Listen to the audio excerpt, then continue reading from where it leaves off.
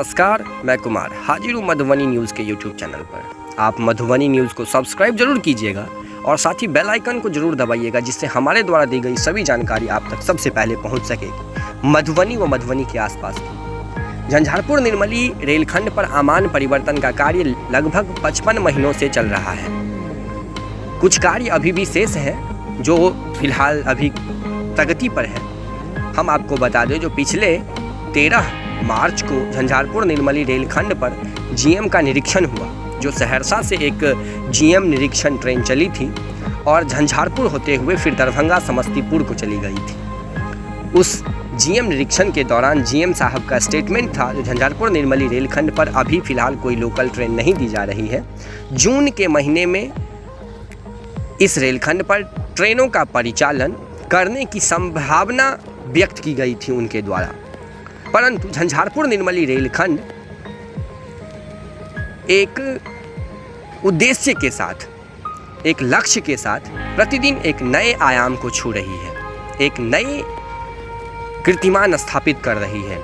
आज उसी क्रम में झंझारपुर निर्मली रेलखंड पर आज 55 महीने के बाद बड़ी गेज की ट्रेन जो है वो सीधी दिशा से चली है। जी हाँ, जैसे कि आप इस वीडियो में भी देख पा रहे हैं, आज एक झंझारपुर गुड्स की गाड़ी पहुंची थी झंझारपुर जंक्शन, और वही गुड्स की गाड़ी जो है आज सीधी दिशा में चलकर निर्मली की तरफ गई है, निर्मली स्टेशन गई है। हम आपको बता दें, झंझारपुर निर्मली रेलखंड पर अभी ट्रेनों का परिचालन तो नहीं हो रहा है, लोकल ट्रेनों का परिचालन, परंतु इस रेलखंड पर गुड्स ट्रेनों का परिचालन आज से शुरू किया गया है। पहली बार झंझारपुर निर्मली रेलखंड पर, जैसे कि आप इस वीडियो में भी देख पा रहे होंगे, गुड्स ट्रेनों का परिचालन हुआ है, वो भी सीधी दिशा में। इससे पहले कई सारी गाड़ियां इस रेलखंड पर गुजरी हैं, इस रेलखंड से आगे की ओर गई हैं, परंतु वो सभी उल्टी दिशा में रहती थी। पहले वैगन्स होते थे, बॉगीज होती थी, और सबसे लास्ट में आकर के आपको इंजन लगा रहता था।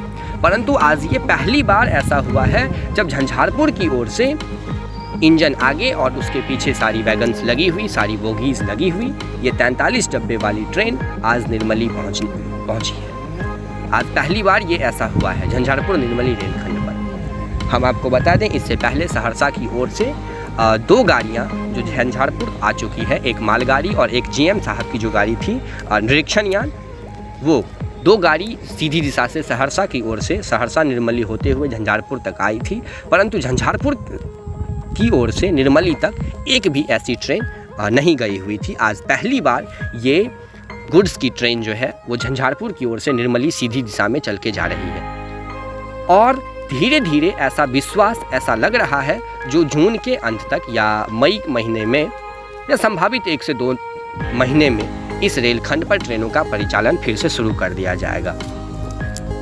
झंझारपुर निर्मली रेलखंड पर ट्रेनों का परिचालन शुरू करने से झंझारपुर, घोघरडीहा, तमुरिया और इस क्षेत्र में बसे सभी मिथिलावासियों को एक बहुत बड़ा उपलब्धि हासिल होगा,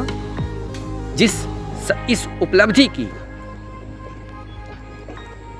सभी मिथिलावासियों को बेसब्री से इंतजार है। आप इसी प्रकार के न्यूज़ देखने के लिए मधुबनी न्यूज़ से जुड़े रहें। सब्सक्राइब करें मधुबनी न्यूज़ को और अपना सुझाव जरूर दें। धन्यवाद।